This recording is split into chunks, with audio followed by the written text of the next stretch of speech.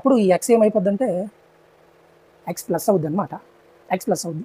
For example ఇదే ఆటమ్కి electron అనేది gain అయింది, అప్పుడు ఎక్స్ మైనస్ అయిపోద్ది. సో రివర్స్, ఇక్కడ లాస్ అయితే ప్లస్, గెయిన్ అయితే మైనస్ ఒక ఆటమ్కి, రైట్? అది గుర్తుపెట్టుకో, ఇది బేసిక్ ఇది.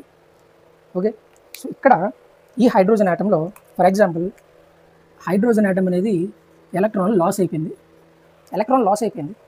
అప్పుడు హైడ్రోజన్ దేంతో డినోట్ చేస్తాం? హెచ్తో డినోట్ చేసుకుంటున్నాం కదా. సో ఎలక్ట్రాన్ లాస్ అయిపోయింది కాబట్టి ఇక్కడ ప్లస్సా మైనస్సా? ప్లస్. ఎలక్ట్రాన్ లాస్ అయింది కాబట్టి హెచ్ ప్లస్. ఇక్కడ దగ్గర చెప్పుకున్నాం, ఎలక్ట్రాన్ లాస్ అయితే హెచ్ ప్లస్, ఎలక్ట్రాన్ లాస్ అయితే హెచ్ ప్లస్, ఎలక్ట్రాన్ గెయిన్ అయితే మైనస్, ఎలక్ట్రాన్ లాస్ అయితే ఎక్స్ ప్లస్, ఎలక్ట్రాన్ గెయిన్ అయితే ఎక్స్ మైనస్. ఇక్కడ ఏమైపోయింది? ఎలక్ట్రాన్ లాస్ అయింది. సో మనకి ఇక్కడ H plus, H plus. Electron బయటికి వెళ్ళిపోయింది. ఇక్కడ ఏముంది? ఇంకా ఇక్కడే ఉంది, ప్రోటాన్ ఒకటే ఉంది. సో ఈ మొత్తం మీద మనకేముందంటే ప్రోటాన్. న్యూట్రాన్ని పక్కన పెట్టుకోవచ్చు సేపు.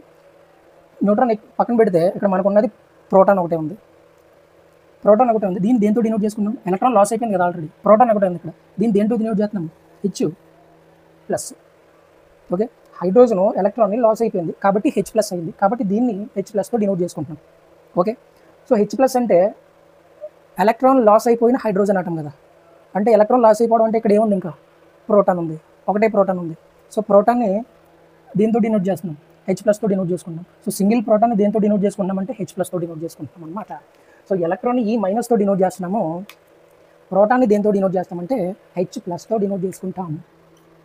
ఓకే, సో ఆన్సర్ ఈజ్ ఇక్కడ హెచ్ ప్లస్.